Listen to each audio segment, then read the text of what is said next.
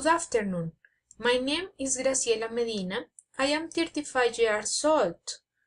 I was born in Convita, but I live in Tunja. I am teacher and I work at the UPTC. I study Master in Administration. I am married with David Ortiz and we have a baby, Sara Camila. I like read books, watch TV, but I don't like dance.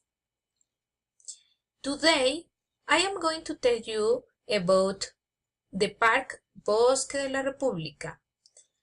It is a historical site. In its surrounding is the Wall of Martyrs, where were shot two governors of Tunja in the 19th century.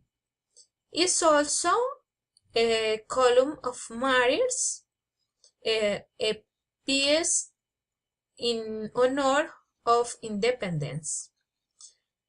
In this park, there are many trees and trails for people to have contact with the nature.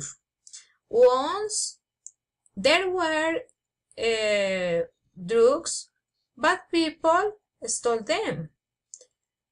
On one side of the seat, there are soccer fields and a park of children for disabilities.